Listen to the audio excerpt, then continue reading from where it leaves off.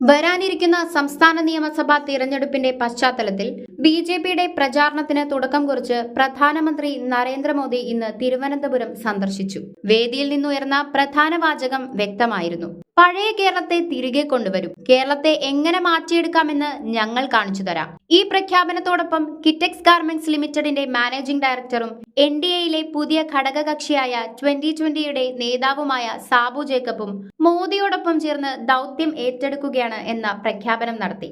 എന്നാൽ ചോദ്യം ഇതാണ്: എന്താണ് ആ പഴയ കേരളം? മാറുമറയ്ക്കാൻ സ്വാതന്ത്ര്യമില്ലാത്ത സ്ത്രീകളുടേതോ? അമ്പലത്തിലും പൊതുവഴിയിലും നടക്കാൻ കഴിയാത്ത മനുഷ്യരുടേതോ? കുഴികുത്തി കഞ്ഞി കുടിപ്പിച്ച കാലത്തിന്റെയോ? അല്ലെങ്കിൽ ഇന്നും അയിത്തം കൽപ്പിക്കുന്ന തമ്പ്രാക്കന്മാരുടെ നാടോ? അങ്ങനെയൊരു കേരളം തിരികെ കൊണ്ടുവരണമെന്ന് മലയാളികൾക്ക് ആഗ്രഹമില്ല.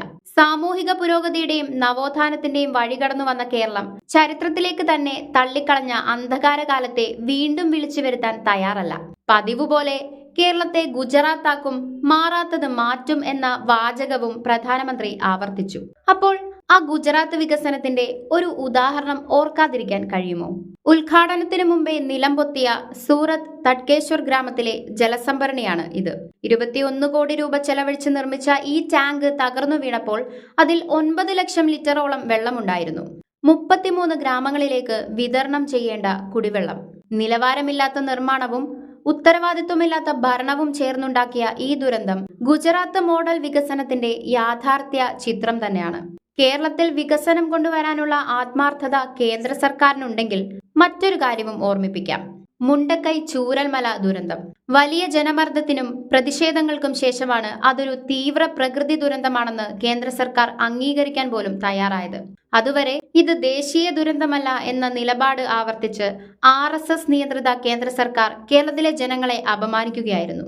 ഗുജറാത്തിലും മധ്യപ്രദേശിലും സംഭവിച്ച പല ദുരന്തങ്ങളും തീവ്രമല്ല എന്ന വിഭാഗത്തിൽപ്പെട്ടതായിട്ടും അവിടേക്ക് ഫണ്ടുകൾ ഒഴുകി. എന്നാൽ കേരളത്തിനോ എപ്പോഴും അവഗണന, എപ്പോഴും മാറ്റി നിർത്തൽ. കാരണം വ്യക്തമാണ്: കേന്ദ്ര സർക്കാരിന്റെ കാഴ്ചപ്പാടിൽ കേരളം ഇന്നും ഒരു ശത്രുരാജ്യം തന്നെയാണ്. അതിനാൽ പഴയ കേരളം എന്ന വാഗ്ദാനത്തിന് പിന്നിലെ രാഷ്ട്രീയം മലയാളികൾ തിരിച്ചറിയണം.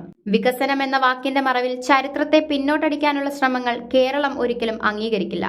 നവോത്ഥാനത്തിന്റെ ഭൂമിയായ ഈ നാട് അതിന്റെ മുന്നേറ്റം തിരിച്ചുവിടാൻ അനുവദിക്കുകയുമില്ല. News desk ZECO news.